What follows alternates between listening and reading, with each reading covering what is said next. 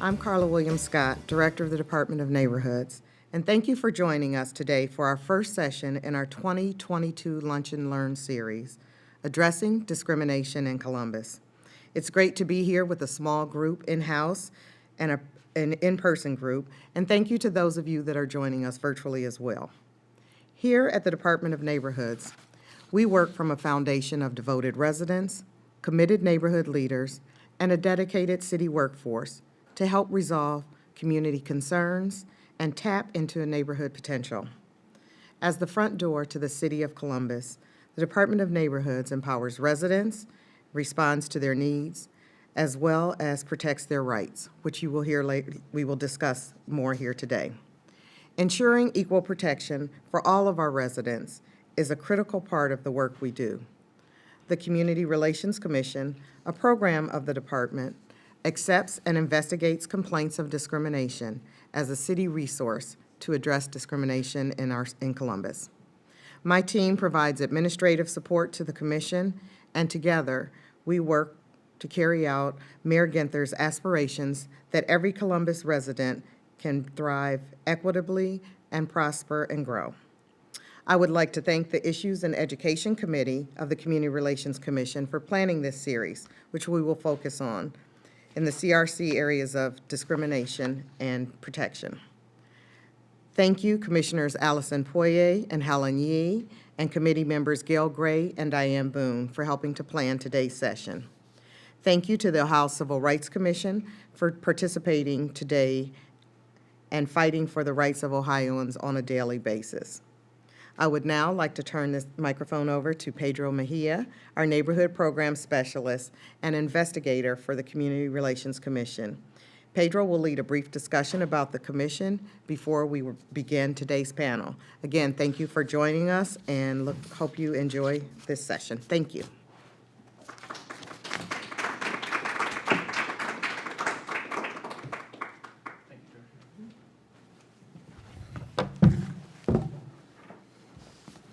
Good afternoon, everybody. Thanks for joining us today. My name is Pedro Mejia. I work in the Department of Neighborhoods as a Neighborhood Program Specialist. And one of my primary responsibilities is to serve as the investigator for the Columbus Community Relations Commission, as well as provide administrative support to this body.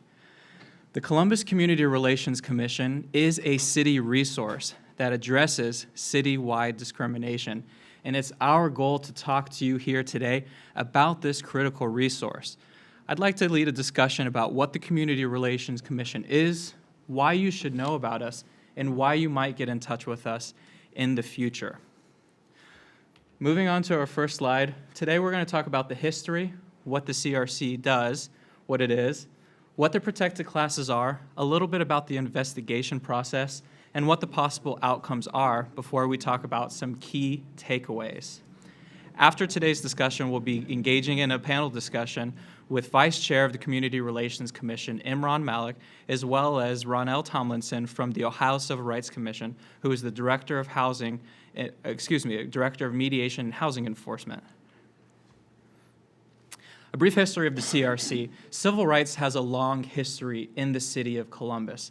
As one of the earliest states in the Union, the city of Columbus and state of Ohio is no stranger to the progress that we've made in civil rights over the years.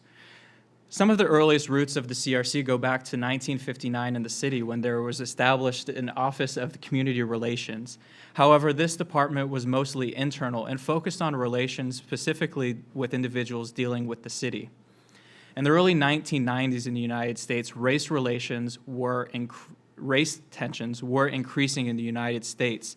And in the early 90s, Council President Jerry Hammond, as well as Council Member Ben Espy, championed a legislative process to create new non-discrimination ordinances in the city of Columbus. The CRC was passed through legislation in 1991 and included some protected classes that we still have today, such as race, color, sex, sexual orientation, religion, national origin, and ancestry. However, some of the protected classes that we have today would not come to be until around 2008, and we'll talk about those in a brief moment. In 2008, we had those substantial changes to the city code to include more protected classes. In 2016, the Community Relations Commission became part of the Department of Neighborhoods as part of Mayor Ginther's commitment to create a one-stop shop for city services. And these city services would include things like accessing 311, the work of My Brother's Keeper, and of course what we're talking about today, which is the enforcement of the local non-discrimination ordinance. Most importantly, I'm happy to talk about in 2021, the Community Relations Commission underwent a very substantial code change in which we began to include civil penalties for the first time. Previously, only criminal penalties were available to the CRC, meaning that the burden of proof was beyond a reasonable doubt in order to hold certain individuals and organizations accountable. But we'll talk about the civil penalties later and what that means for the Community Relations Commission. Also part of last year's code change was expansion to the definitions of our certain protected classes, such as race and sex. For race, we expanded the definition to include the wearing of natural hair through initiatives led by Councilmember Tyson in favor. For the protected class of sex, Council Pro Tem Brown led the effort to expand that protection to include the making of decisions relating to an individual's reproductive choices to fall within the sex-protected class. We'll talk about that a little later as well. I have a graphic up here that briefly describes what the CRC is, and it can be kind of confusing. So the CRC is a somewhat independent body from the city. It's made up of 15 individuals who are appointed by the mayor and confirmed by council. And these individuals vote on the complaints of discrimination, as well as promote unity in the city of Columbus among various cultural groups. There are also 5 non-voting advisors who work for the city of Columbus who provide input to the Community Relations Commission on their current goals for not only the city, but for their department. In addition, there are staff support, which include myself and other members of the Department of Neighborhoods. I investigate complaints of discrimination and work with complainants and respondents to try to resolve their conflicts before a formal investigation occurs. Other members of our staff support the New American community and represent various interests that are seen in the various protected classes. Last and not least, we do have volunteer members of the committee, as well as organizations who are representative of the various protected classes, who always have a voice on the commission if needed. So if you or somebody you know would like to have a voice on the Community Relations Commission, we always have a spot for volunteer members. And if there's an organization you have in mind that represents any of the protected classes that would like to engage with a dialogue, we're always happy to entertain that. And you can reach out to us through the website, which we'll be talking a lot about today, is columbus.gov/discrimination.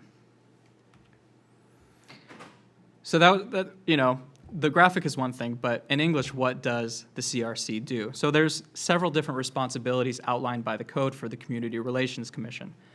The first is to promote multiculturalism within the city of Columbus. We'll talk about this on our panel today, but none of us are strangers to the fact that Columbus is a global city and it's expanding every single day. It's the global hub of Ohio and the second largest city in the Midwest. There are many good things that come with a multicultural city, but unfortunately, tensions among communities and native-born populations can occur, and this is normal.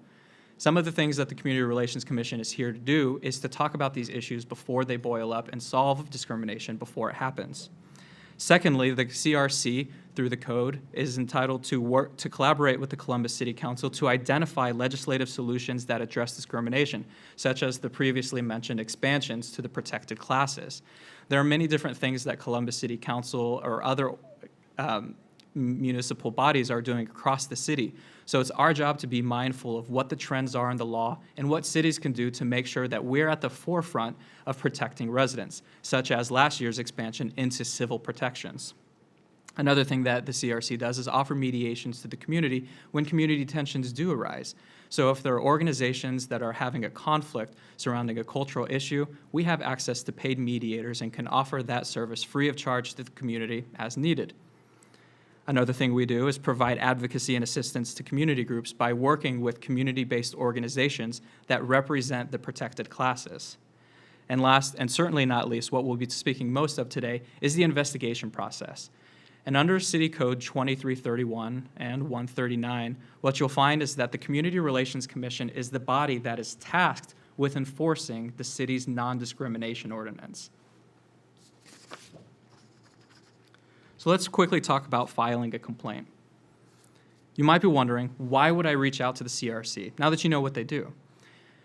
What we want everybody to know is that discrimination can be confusing, and it's the Columbus Community Relations Commission job to field your calls and questions when you're unsure of where to go. One thing to note is that we are not lawyers and do not provide legal advice.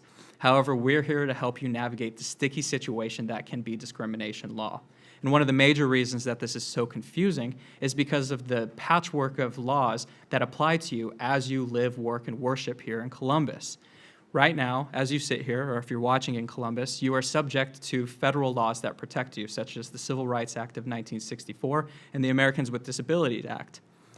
There are organizations that will accept your complaints that are related to those statutes. But also, there are state laws, such as Ohio Revised Code 4112, which outlines what is illegal in the state of Ohio. And this is, yet again, separate from Local Code 2331, which is the City of Columbus's local non-discrimination ordinance, which means you are protected in so many ways from different treatment for things that you cannot change about yourself or your membership in protected classes. And the Community Relations Commission is the local body that will accept your public complaint that you have been treated differently. Now, all of these services are different from retaining private counsel. And if you believe that that's a necessary step for you, you should most definitely do that. But we want everybody to know that there is a free service within the city, within the state of Ohio, and at the federal level that you have the right to engage with. And actually, filing a complaint is a protected action, and you cannot be treated differently for having filed that complaint, as long as it's being done so in a faithful way, in a non-malicious way. So in the city of Columbus, I want you to know that you're protected if you believe that you were treated differently within the city of Columbus within the last 6 months, and if this different treatment allegedly occurred because of your belonging in a protected class, which we'll talk about, and in one of the 3 areas that we protect at the city level. At the state level, many more areas are protected. We'll talk about that later. So for the protected class, I'd like to go over them briefly, and many of them you'll be familiar with them, but some you may be surprised about. They include race, sex, disability, religion, ancestry, color, familial status, sexual orientation, gender identity or expression, national origin, and military status. One of the key differences between the local non-discrimination ordinance and the state's non-discrimination ordinance is the inclusion of sexual orientation and gender identity or expression protection, meaning that here in Columbus, we're proud to say that if you believe that you were treated differently because of your gender identity or expression or your sexual orientation, you have a valid complaint with us. And we have an expert here that will talk about how that may work at the state level as well, because we certainly don't want you to believe that there is no assistance at the state level if this were to happen. It's just a little bit different of a circumstance. So if you consider or identify yourself as belonging in one of these protected classes, it is illegal for you to be treated differently in 3 different areas in the city of Columbus. Those areas are employment, housing, and public accommodation. So for employment, that means relating to your job or the acquisition of a job. So if you feel like you were treated differently throughout the hiring process, if you were treated differently at a temporary job providing agency, or if you were treated differently in relation to your union representation or membership in that union. Housing is pretty self-explanatory. It's in relation to your housing. So this can happen by a landlord, but it can also happen in the acquisition, so through a realtor or through the acquisition of funding for housing. So this also applies to banks and getting funding for a home. Last and not least is public accommodation. So any service that is generally offered to the public, such as barbershops, movie theaters, restaurants, or hotels, you cannot be treated differently based on these different reasons. If you're not sure where your complaint falls, you can always call us and we can help you identify whether or not you have a valid complaint that falls within one of these protected classes and within one of these areas. And like I mentioned, there are other areas of protection such as education and secondary education, and as well as in relation to your credit score that exists at the state level. Those protections don't currently exist at the local level, but we'll talk about those later as well. So if you do believe that you've been treated differently in the last 6 months in these categories, what can you expect during the investigation process? Well, firstly, I want to let you know that the easiest way to begin your complaint is by going to columbus.gov/discrimination. There's lots of information on that website, and in fact, we have compiled a resource packet that will be available today for you to download that includes information on many different organizations that can help you out in many different potentially discriminatory situations. It's about 25 to 30 pages and includes information from the CRC, the Ohio Civil Rights Commission, and other agencies. And again, you can download that at columbus.gov/discrimination. Starting right now, it should be up. But if not, check in the next 15 to 30 minutes. Sometimes the website can be slow to update. You can also file in person or in paper by downloading the form online and mailing it in. Forms are available in the top 5 most commonly spoken languages in the city of Columbus, which include English, Spanish, Somali, Nepali, French, and Arabic, and are available in extended languages if that need is necessary.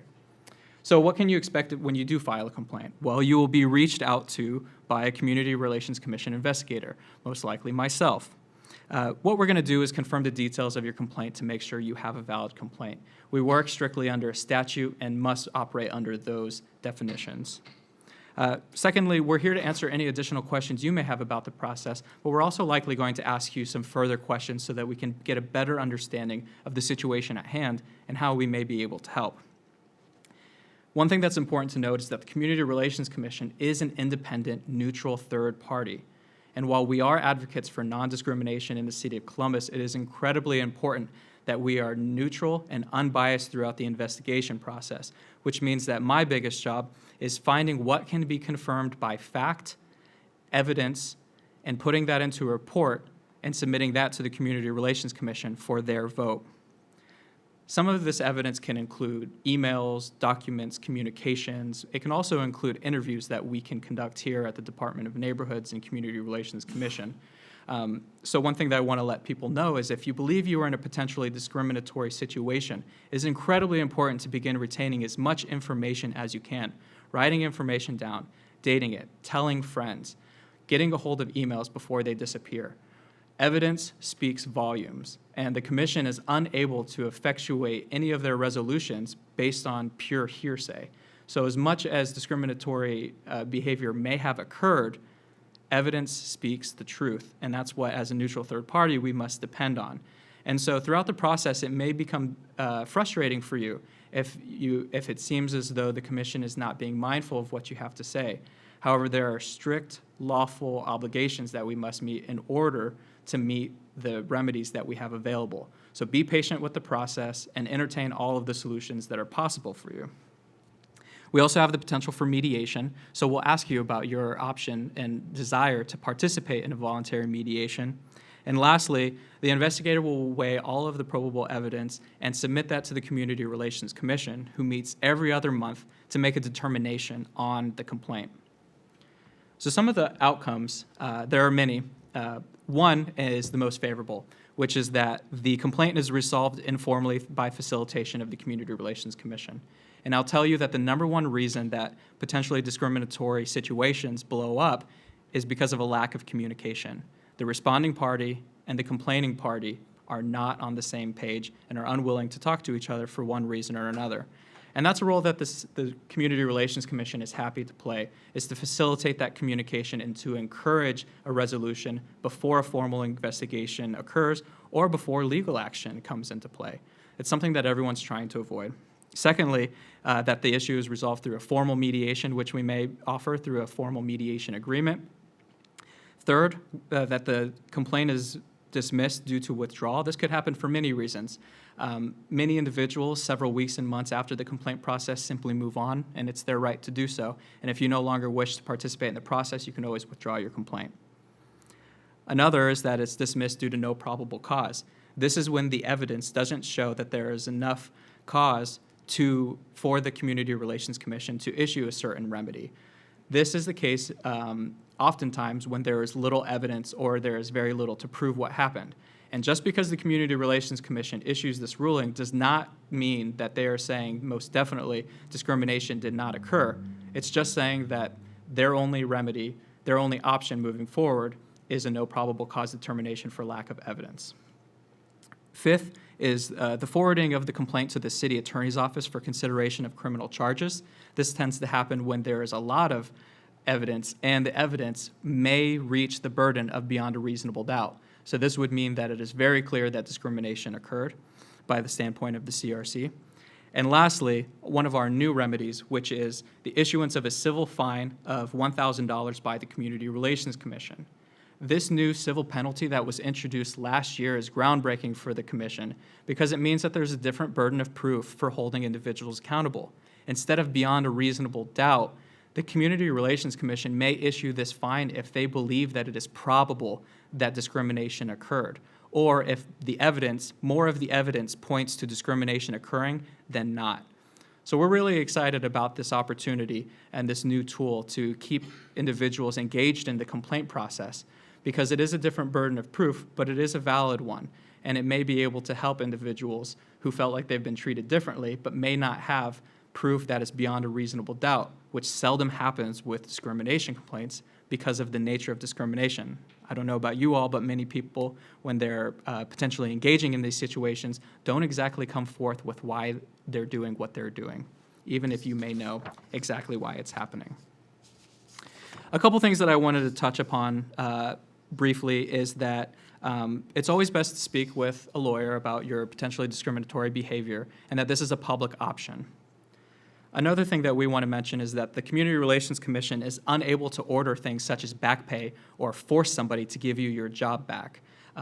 If that is a remedy that you're interested in, you're best served speaking to a private lawyer about that.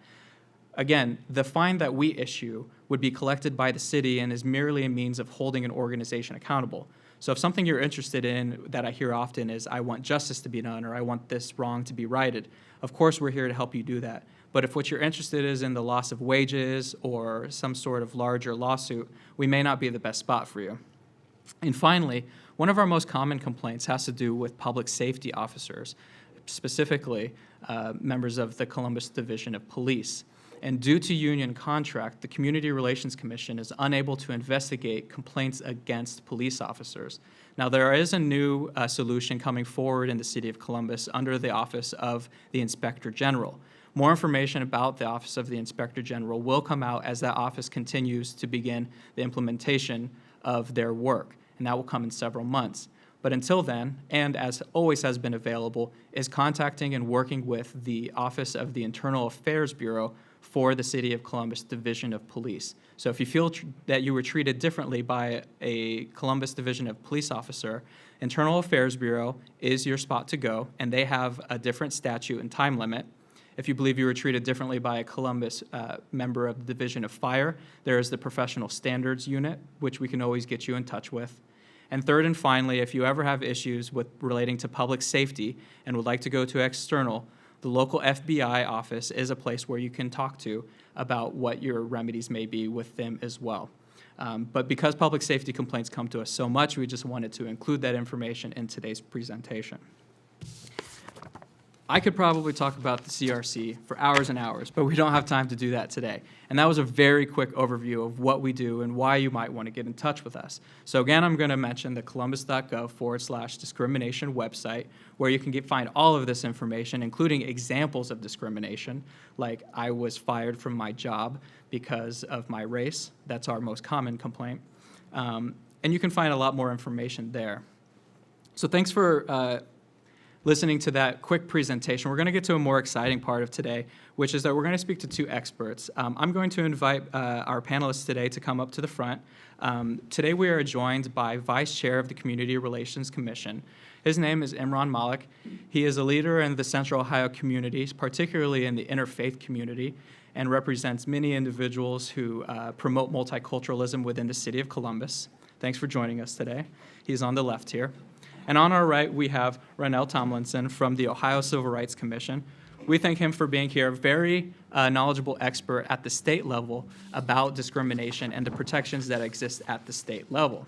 So I have a few questions. At this time, I'm also going to note to the audience that if at any point you have questions, I'll be monitoring the Facebook Live. Feel free to enter those questions into the chat box. I'll try to get to them as I can fit them in.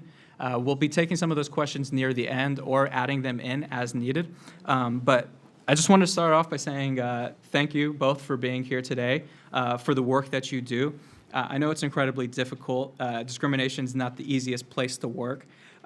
If I could just briefly have you introduce yourself in 30 seconds to a minute, just tell us your name, what you do, what you're passionate about, and why you're here today. Ronnell, would you like to start? Yeah, let's go ahead and start. Good afternoon, folks, and thanks. It's a very pleasure to be here. Thanks for inviting me, and it's great to see you, Pedro, again. I've known you from way, way back when, and I've watched you grown over the years, is what I was telling someone in the audience in terms of your knowledge and of stuff that's going on. My name is Ronnell Tomlinson. I'm the Ohio Civil Rights Commission's Director of Housing Enforcement. I've been in the capacity for about 25 years, and so essentially jobs and duties that I do is I oversee the agency's investigations on housing, and I provide technical assistance to the investigators. I'm a direct liaison to our federal partner, HUD, in terms of our cases and so forth. And it's been a really wonderful period of time. I cannot think of any job that I would have wanted to be doing than the one that I'm doing right now. And I didn't know about that when I moved to Columbus back in '96. And somehow I started doing housing, and I've really fallen in love with it. I have great passion for the work. Thank you. Thank you. Vice Chair. Awesome. Thank you, Pedro, first off, for giving a very detailed and comprehensive, backdrop information about the CRC. So that makes my job a lot easier being on this panel. So I'll rely more on Ronnell for, the OCRC-related, inputs now. A little bit about myself. I'm actually serving my second term as the appointed commissioner of the Community Relation Commission here, along with Pedro and many others who are in this room as well. Definitely a passion that, for myself is, serving the community, bringing multiculturalism, interfaith relationships, and building bridges with all the different social fabrics of our great, beautiful city. I've been here for the last 25 years, engaged in mostly interfaith and multicultural work, and this effort and this intrinsic value of being on this commission really serves the purpose of that spirituality aspect of my personal, passion as well. So I'll keep it short to that point, and looking forward to our Q&A session here, and getting more engagement from the audience as well. So thank you. Thanks, Vice Chair. I'm going to start off a little bit out of order, so just be ready for anything. I'm going to go to our third question just because I want to start off with it. And that question is, what is the most confusing part about discrimination law for the average resident? And what do you want them to know when they think about your work? I guess I'll take a stab at that first. Discrimination laws in general are very confusing, and normally the citizens in general do not understand or do not even care to sometimes, learn about these discrimination laws until the situation has occurred. So it's always kind of like after the fact. Especially Columbus being such a melting pot, such a metro culture where there's so much of social fabric that is consistently changing. There's always going to be a challenge, especially for commissions like Community Relation Department, to keep the awarenesses going on. So, many a times, the citizens don't know where to go because there are different sets of discrimination laws and protections that, you can get at the city level, at the state level, and at the federal level. But again, we want to let our constituents and our citizens know that, we are here for providing that service. If there's something that we can do immediately to help them, identify what kind of discrimination they have gone through, we have in-house resources that can, work with the city attorney's office and provide the necessary details and references. But again, as Pedro kind of mentioned in his presentation earlier, that if there is something that's more in criminal or investigative, or if there's the choice of the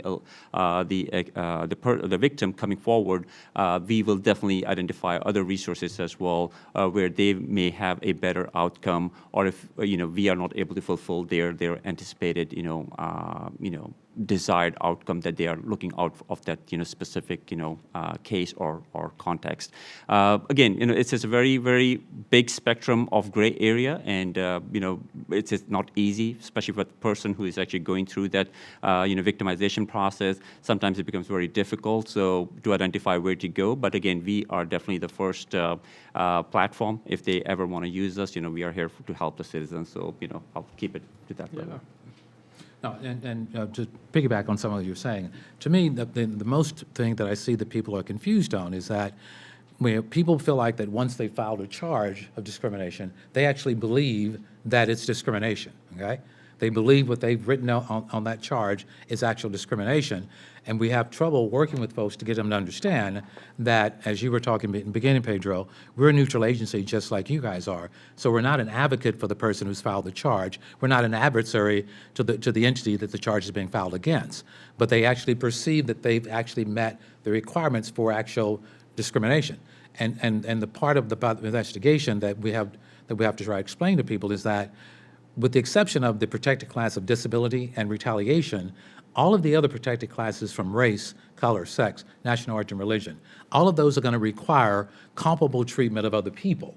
So in essence, on some level, while we're investigating whether or not these events would have happened that you said on the charge, the part that shows that there would be discrimination, with the exception of disability and retaliation, it's about, was someone not of the same protected class having the same or similar instances going on where they treated the same way. I tell people oftentimes, if you say you're being discriminated against, in the inverse, you're saying that someone else is treated more favorably. So that's what we're trying to find out. Was someone treated more favorably, with the exception of disability and retaliation? So would it be fair for somebody who's making a complaint to ask this question? All things separate, would I have been treated the same if I had not belonged in this protected class? I guess what I'm saying is, could it be a useful thought experiment for somebody to say, if somebody who was not in this protected class did the exact same things, would the treatment have been the same? Yeah, essentially, yeah. So when we look at it, it's really, as you just said, and for instance, you're Hispanic, I'm African American. So, and we try to tell people our statute is race neutral, and we have a lot of people who believe that the statute's only for African Americans, okay? So as long as you're showing that someone who's not of the same race, not of the same national origin. So hypothetically, you could show up to rent a property, Pedro, and they could tell you that there's no rental deposit whatsoever and that you get the first 3 months free. I could show up hours later and they could tell me that it's going to be a deposit and I'm going to have to pay all the first month's rent. So to me, particularly for housing discrimination, it happens in such a vacuum that it's so hard to prove unless you actually have to be able to go out and get additional information. So yes, you're correct in terms of it saying that, but for the fact that I was of this particular race, they would not have treated me this way. And I'm gonna stick with you for a little bit, Ronnell, just because I'd like to give you a little bit of space to talk about, obviously I spoke about the Community Relations Commission. So to put you on a spot a little bit, could you tell us a little bit about the Ohio Civil Rights Commission in general and how you may be similar but yet different from our much smaller in Columbus operation here?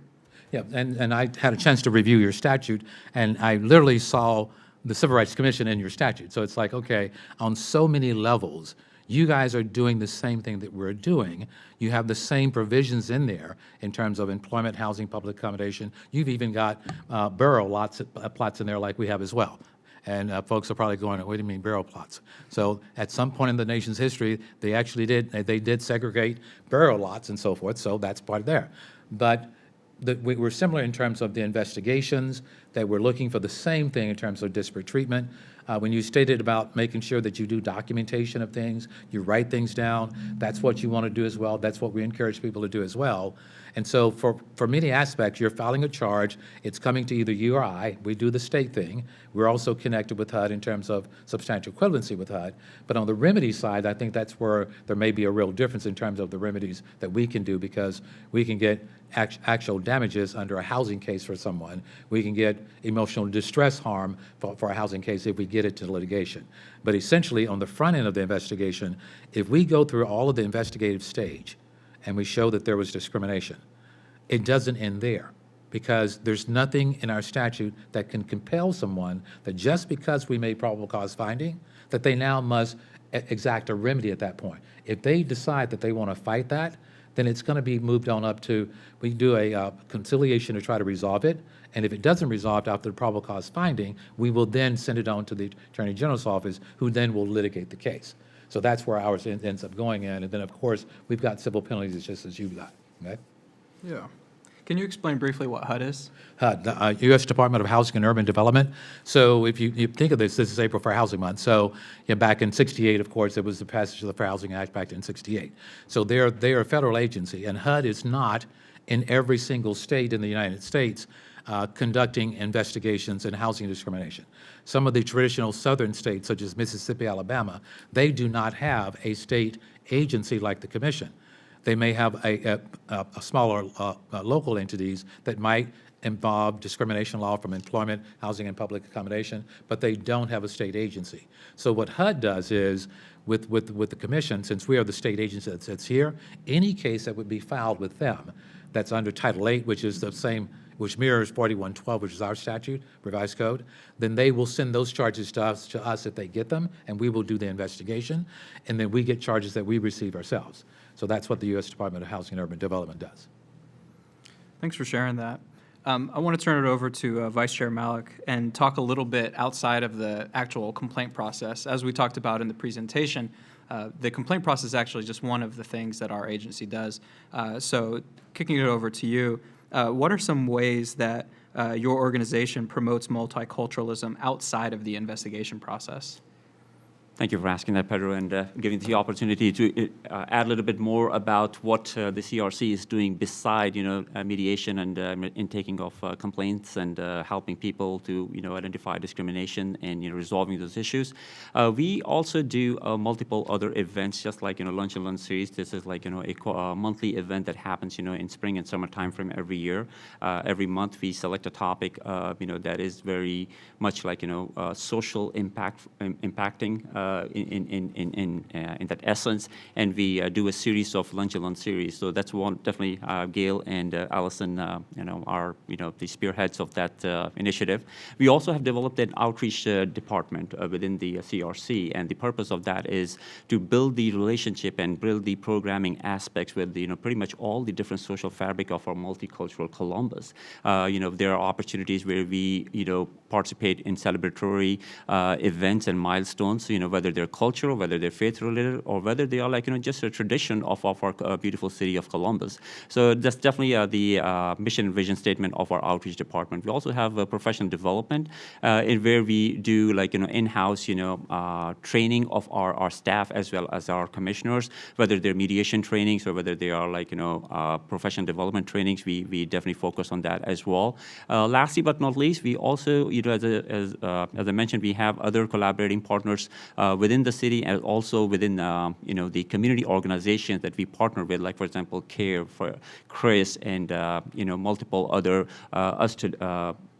Columbus, I think. Columbus Us, I think. Us Together, sorry. So we do a lot of collaborating events and partnership, sponsorship through them as well. Lastly, I would also like to say that, if there are other opportunities that, the CRC you feel is not, reaching out to or making the connection with beside the neighborhood commissions as well, please let us know. We are here to, build those bridges and build those partnerships. Our mission and vision is not only focused around the mediation aspect of the, discrimination complaints, but also expands to building the community together, because Columbus is growing. As we all know, the social fabric, the social construct around us is consistently changing, and raising the awareness is one aspect of it, but assimilating and helping people, helping the new communities, new immigrants, new Americans assimilate into our beautiful city and its culture and its tradition is part of our role play as well. And we definitely would like to make this a two-way street rather than one-way opportunity. So we definitely, any opportunity that you feel we are lacking or we are not fully immersed in, please help us get that advocacy kind of kicked in and jump started as well. So yeah, sticking with the theme of New American Challenges or around multiculturalism, Vice Chair, can you talk about some of the positive effects of what it means to be a melting pot in Columbus? Maybe some of the things that we don't think about, but also in the same vein, what are some of the most traditional conflicts between communities? Can you give us some examples of conflicts that have arisen in the past and what some solutions might be? Yes, so let me take one step back, and instead of calling the melting pot, I like to call the salad bowl phenomena for our beautiful diversity that not only exists in Central Ohio, but pretty much nationwide. Salad bowl is the concept where each and every aspect of the ingredient retains its color and identity and adds to the optics of the overall the salad bowl, but it retains its individual value. And I think that's the more appropriate phenomena or process that we should be adapting to. That we are a salad bowl, mixture of so much cultures, diversity, traditions, and beauty of humanity. Whether it's the diversity of color, race, creed, or religion, we all kind of add value to that. So from that aspect, as we all know that Columbus happens to be the largest, second largest city in America, where the Somali population exists in the second largest number, 75,000 Somalis. We also have immigrant communities from Bhutan. We have immigrant community from Iraq, and now recently we are looking into Ukraine and Afghanistan refugees and immigrants who are moving here as well. Just not the immigrant influx, we also have the influx of the major corporations. We recently heard about Intel, which is going to be building a $5 billion campus here in Columbus. That's not only going to bring the diversity of employment and technology and advancement for Columbus, but it's also going to bring diversity of other population segments that are missing from Columbus as well. So we have to plan accordingly. So to add a little bit more emphasis on it, we have to find ways in which we are able to raise awareness and build the culturalism which is assimilating through all spectrums of our society. It's just not one ecology or one community that we need to be focused on. We should be looking into building bridges throughout, building conduits through all of these beautiful ecologies and ethnicities that call Columbus as their dwelling home. In the past, there have been a lot of issues, especially the Muslim community. Ever since I represent Islamic leadership here in Central Ohio, there have been discrimination related to housing, employment, and other aspects of the 12 areas of protected class that the Muslim community has also suffered enough as in those dynamics as well. Definitely having awareness and open communication and opportunity where we have a kind of a proactive relationship built with our constituents, that has helped us a lot. Instead of coming and coming as a resource or as an opportunity to help the community after the fact as a reactive manner, our approach now is let's be proactive about building our awareness and our relationships, because people should know that who they should go to when there's a time of need. We should not be only partnering in times of the loss and trials and tribulation with our constituents. We should be there for with them when it's time to celebrate, when it's time to acknowledge each other's success stories and share those stories and opportunities as well. So that's, I think, has worked out pretty well in the last couple of years, especially in the COVID. That has offered us a very good opportunity where people have been able to isolate physically, but then they have been more available to participate and volunteer their time in other aspects of community build-up and community relation work as well. So I hope that answered your question. No, Sorry to ramble such a long answer. No, perhaps. it's great. Yeah, I'm going thanks. to borrow that term, the salad bowl, because I like that tremendously, because you're right.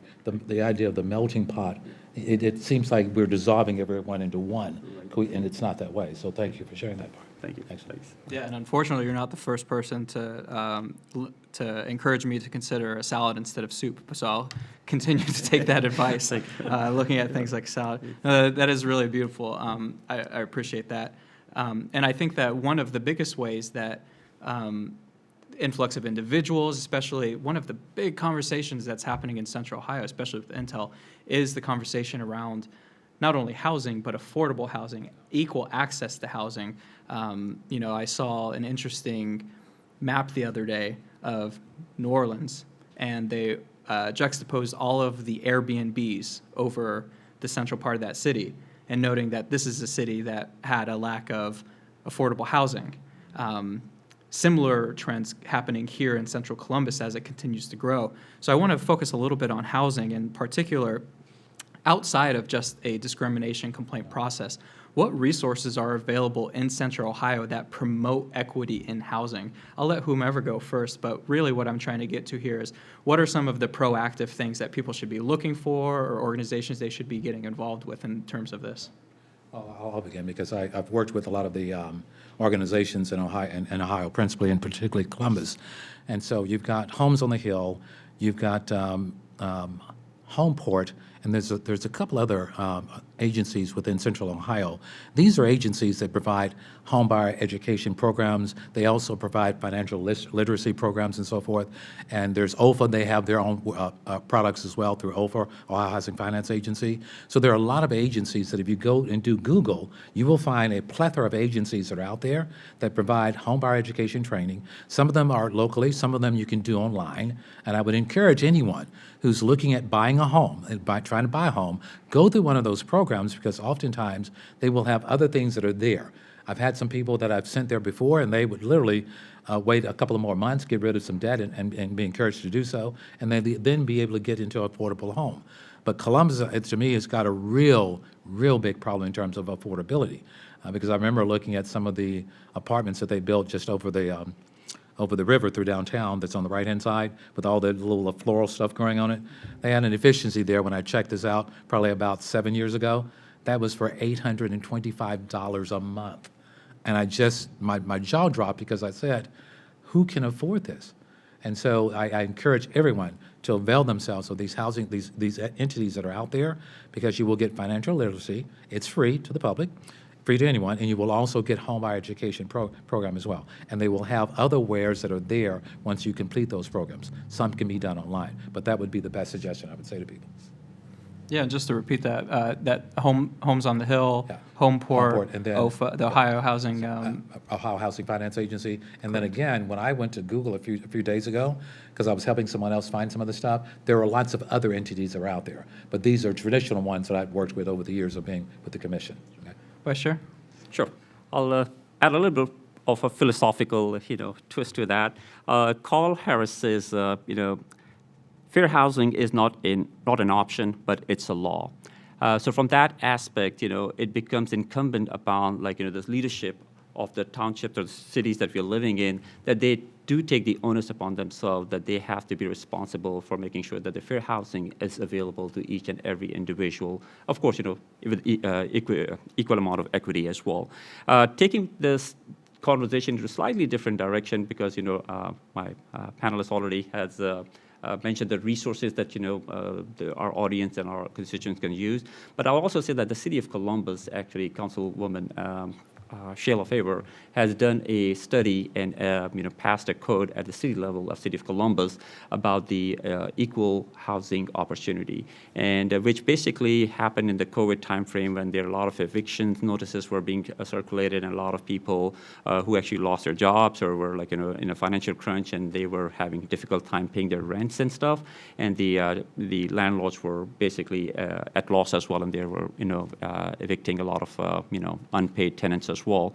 So we worked with the city of Columbus, especially as I mentioned, Councilwoman Sheila Favors, and we did pass a code and ordinance at the city level where there is SOI, which is the source of income protection plan for the tenants, where the landlords will not discriminate, renting, leasing, or even selling a space to the tenants or the potential buyers based on their source of income, discrimination, and they will also be the insurance protection plans that are made in place for less than $5 a month for every $1,000 in rent or in the mortgage payment, that can be making sure the guaranteeing of the landlord's rental cash flow income or their the purchase price as well. So there are again some of these initiatives taken at the city level that are to help fair housing, equal opportunity for buying and leasing housing according to people's need and demand as well. So that's also something that the city has done, and the community relation has been working on that initiative as well. So just wanted to compound that with your resources as well. So thank you. Right. No, that's all great, and really want to be mindful of this hot topic. I appreciate that note that fair housing isn't just it's required by the law, and we need more people working on that commitment to such things. And as we grow, if we don't grow equitably, this is not going to be the city that it once was or should be. So just wanted to spend a couple moments on that topic. We have about 10 minutes left. One of the things that I wanted to touch upon is just some solutions. This series is entitled Solution-Based Strategies to Promote Equity, and I encourage the audience to look out for us in the future. We'll be hosting conversations once a month for the next 3 months. The next 3 conversations will focus on the areas of protection that we offer here in Columbus. That our next session will be on housing. In June, we'll be talking about public accommodation, and third and finally, we will be talking about employment. I'll give those dates at the end. But as individuals consider being treated differently in those 3 areas, what are things that employers, housing providers, and folks who run public accommodations, what can those individuals be doing proactively to avoid potentially violating these laws, even if they don't know that they're violating them? Well, I would first suggest any of those entities, particularly the employers, the housing providers, the people that own and run public accommodations is one. Contact the Civil Rights Commission if you've ever got any questions about what the law says and what is required of you. And I would also encourage you to contact the CRC as well, because we both are here today to say, hey, we're both here to provide education and outreach to people, not just the people who are filing the charges, because we don't want to give people the impression that we're only here for the people filing charges. We're here to provide information because if we can ward off having someone do something that would be discriminatory. With respect to housing providers, I would highly encourage them to recognize that when you're renting a facility, you are kind of, it's a lease, okay? And you're leasing it to this other person, okay? Now, within those walls of this property that's being leased, be mindful of not trying to interject your own thought process as to how they would be living, okay? Because, they're looking for a space to live, okay? So if there's something that's arising, or if you're thinking about people and you're thinking about other things that are going on, to me, always in housing, there seems to be kind of a patriarchal thought process of the person that's living there, which is, I have to take care of you. And when particularly people with disabilities or people with families and kids, let the people with families and kids enjoy the premises without you being like the grandmother or the mother-in-law for the folks that's there, who's sort of interjecting their thought process in terms of how the kids are being raised. Allow them to do that.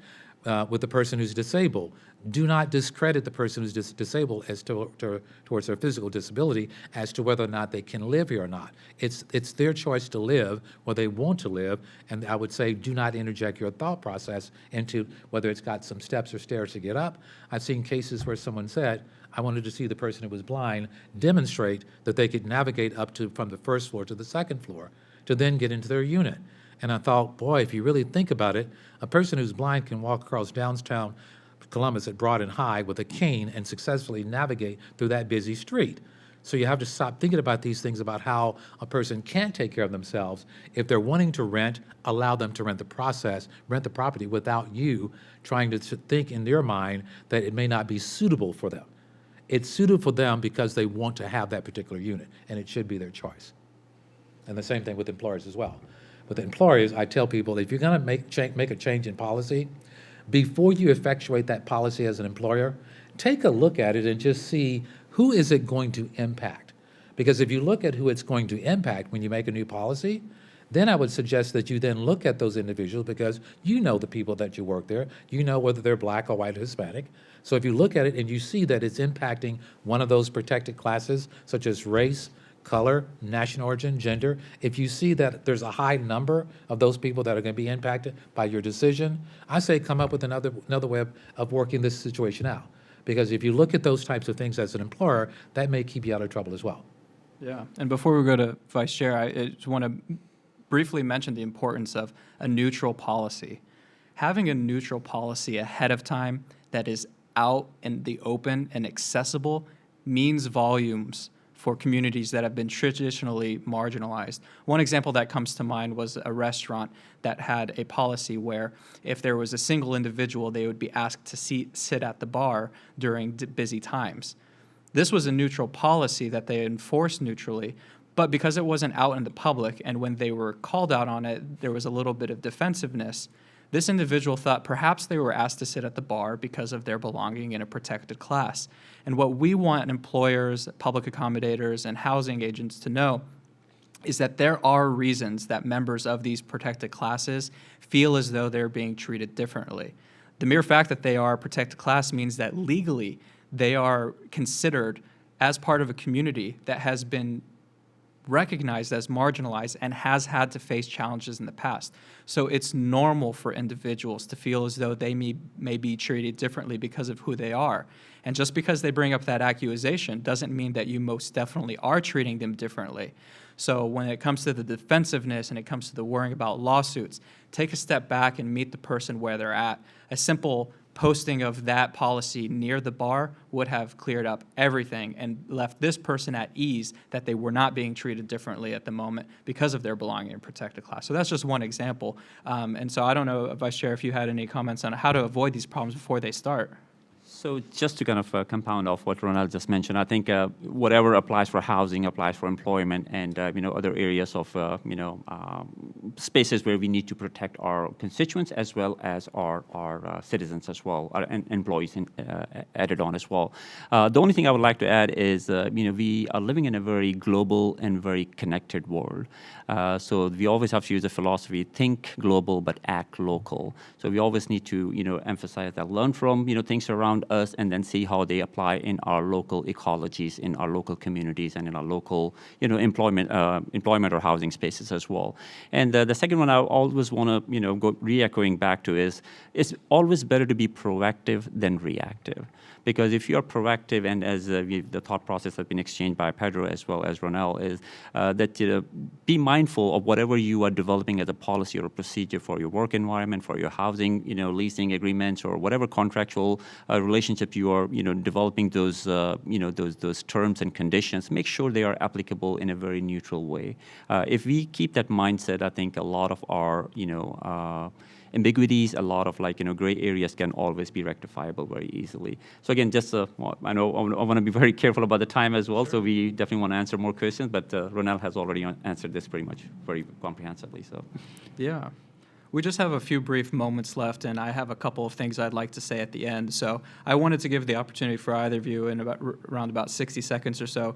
What do you want people to leave with? When it comes to the very broad world of discrimination, equal treatment, different treatment, what are you wanting folks to leave this conversation having known, and what would you like them to know going forward? So just a quick remark. I know from the complaints that the CRC has received in the last couple of years, especially coming out of COVID or during the COVID timeframe, our employment-related complaints have gone up, and our housing-related complaints have gone up. And it's very obvious. The reason for that is a lot of people were working from home or remotely during the COVID time period. So definitely that brings in a lot of other discrimination that happens in the housing community. So that's what we have been kind of bombarded with on the CRC side of the house. So given that aspect, I definitely want our constituents and our citizens to know that the CRC is here. We can be your first platform or first point of interaction if you ever feel that you are discriminated in any way or form in any of those 12 protected classes or 3 areas of discrimination that we cover. Please reach out to us. And if your specific case or your specific complaint is not something that we can help out directly with, we will find you the resources. Please go out to columbus.gov /discrimination webpage. We pretty much update those resources and requirements as we are kind of getting more trained, or we are kind of becoming more aware of newer processes and policies. All the details are there, whether they're at the federal level, state level, or at the communal local level. We will keep that working document in progress always. So please never hesitate, pick up the phone, call us directly. Pedro and many other staff members are here to help, and that is our purpose. That is the purpose of this commission, and we want to make it a two-way traffic. We want to hear from our constituents and improve our existing platforms and processes, and vice versa. We want to be a value-add agent and also an assimilating partner with you folks, because we are all Columbus and we are stronger together. Thank you. And from here with the Civil Rights Commission, as I said before in the beginning, I really love the work that we do. It's really wonderful to be able to affect people's lives and impact people's lives positively, and not just the charging parties, but as well as the respondents, the housing providers, the employers, the people that own the places of public accommodation. We need the help of everybody, and we need the involvement of everyone to, instead of looking at today's life and thinking of discrimination and anti-discrimination laws that exist as if we no longer have a need for them. Please recognize that a lot of these things are still happening. I could tell you countless stories of cases that I've seen filed over the years, and when I say over the years, we're talking just over the last 4 or 5 years, where people are still saying that, okay, if you got a family with kids, we want to restrict the kids in terms of where they may go and do in certain things, okay? We see things with employers that things are doing that would shock your conscience that these things still happen. Oftentimes, we like to think that the public out there, who the ones who may be the ones filing the charges, that they should be knowledgeable of this stuff. But look at it this way. I don't think anybody who's listening today or is outside in the public ever thinks for 1 second that you're going to be a person where you're going to be a victim of discrimination. I don't think anyone has that going in their head that that's going to happen. It's not until it's knee-deep into a situation that you realize you can't deal with it anymore, and you finally begin to look outside of yourself and realize, I may need some help. And that's what we're here for across the board with anything from housing, employment, public accommodation. I really love the joining of our two agencies together because, with us being our central office for the Civil Rights Commission is here in Columbus, it's great to be working with you guys. So I look forward to having that continued relationship and so forth. But, that little term, it takes a village. It takes every one of us to be cognizant of realizing that maybe there's something happening to someone that you know. If you have a friend or something that seems like they're just not being their normal self, you might ask a few questions to see what may be going on in their life. There may be something that's happening there that where any of you here that's listening that might identify with where there could be some discrimination. So you kind of have to keep your ears open. And I tell people on disability always, I need everyone to do what I do on disability is that when you leave to do your stuff, take a look outside of the world and see the things of how a person who would be disabled, how would they navigate, okay? Because some people told me once I need to turn it off about my thing about disability access. And I said, no, I don't need to turn it off. I need to have other people turn it on, because when I began to sort of think about where I was going and looked at how people were disabled would get in and get into places, it opened my eyes to realize there's a lot of work to be done on the disability front tremendously. Okay? Thank you both. Thank you, Ronnell, Tomlinson, and Imran Malik for your expertise today. Thank you for listening to our presentation about the Columbus Community Relations Commission. I'd invite everybody who's listening to mark their calendars for May the 19th from 12 to 1 for our next conversation on housing discrimination. Again, that's tentatively scheduled for May 19th. You'll hear more about that later. I also want to highlight a resource that has been updated on the City of Columbus website. If you go to columbus.gov/discrimination, you will find this resource packet here called Lunch and Learn Session 1, where you can find information on how to file complaints at many different levels, flyers for our agencies, today's presentation, as well as more information that was provided by the Ohio Civil Rights Commission on their website. So just one big packet to let you know about where you can address many different issues. Thanks again for joining us, and just remember that here in Columbus, you're protected on many different levels, and if you're ever confused about where to get started, here at the Columbus Community Relations Commission, we're ready to get you started and assist you in any way we can. Thanks for joining, and we'll see you on May 19th.